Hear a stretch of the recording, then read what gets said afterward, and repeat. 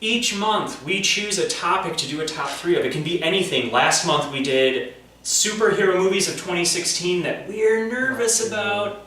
This month's top 3 has to do with DC Rebirth. It was just announced, and we're going to give you the top 3 hopes we have for this relaunch, rebirth, reboot, revamp. I think that's the best way. Well, I'm going to kick it off with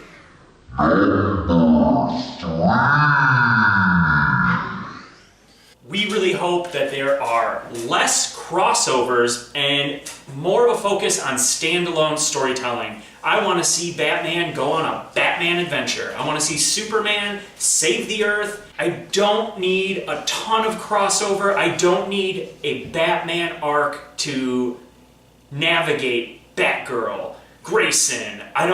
I want them to have some standalone continuity and just a great story involving that character. And I also very much do not want one story to start in Batman and then go to Batgirl and then have to go through 18 different series that I've never read just to get the full look at what this creator was going for.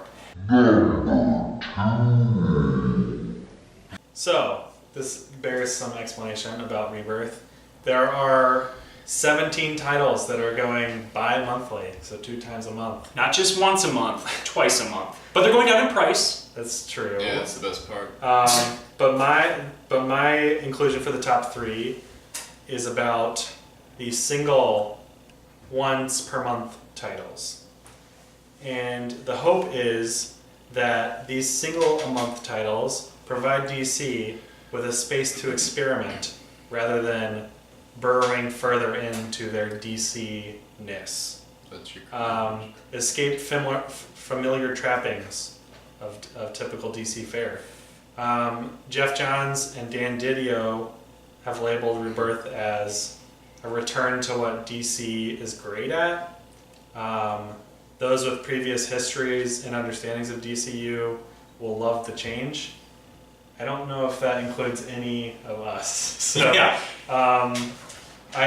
From how the titles break down, the twice a month books, Batman, Aquaman, Flash, Green Arrow, Superman, Wonder Woman, Justice League, Green Lantern, that's all their heavy hitters, all their biggest titles.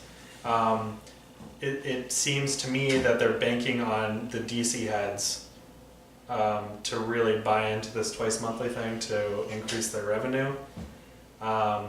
just to make up revenue. Yeah. Because they're dropping the price. But the single issue, once per month books, Batgirl, Hellblazer, Blue Beetle, Batman Beyond, Teen Titans, Gotham Academy, those are just a few. These are all books that can fall well outside of the serious DC heavy history books.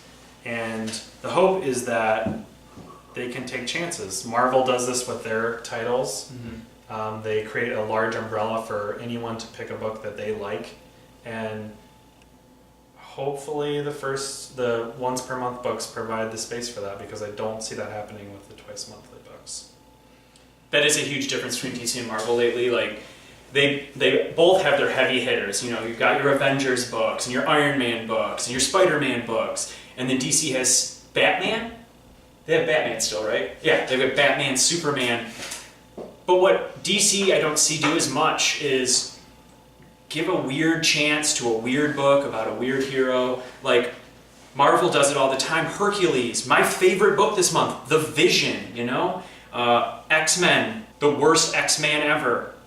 These little books, like, they take a chance on a goofy idea, and it really pans out. Marvel has humor, they have like high school drama stuff, they have galactic stuff, they have very serious stuff, they just have it's something for everybody. Wider breadth. A addendum to this, I saw a quote from the editor-in-chief of Marvel commenting on the $2.99 price. He said that the last time DC held the line, meaning keeping books at $2.99, retail sales dropped 24% from the prior month and 21% from the prior year. So, fingers crossed, DC. Here's hoping. Oops. We got kicked out of our recording space and didn't check the camera and ran out of room, so now we're in Colby's Playhouse. Chiefly the latter reason we're up here. But back to the matter at hand. Our number one for our top three. Give us a nice hearty number one.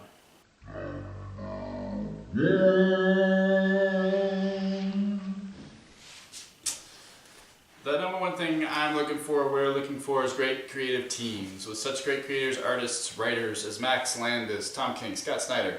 Put them on something else. Perhaps with Greg Capullo again, though. Marguerite Bennett, Marguerite Savage, Tom Taylor, Renee DeLiz, Jean Louise Yang, David Walker, James Tinian, Mark Doyle, Chris Conrad, Rebecca Taylor, and Big Doyle. You got all of these awesome people to choose from. There's limitless potential if these teams are allowed some freedom to run with their characters, create some consistency, and again, limit crossovers. We are rooting for you, DC. Please come through.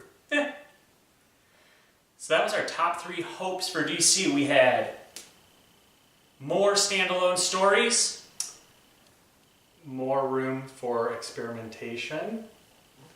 and bottom line, Great creative teams that can run with their own story.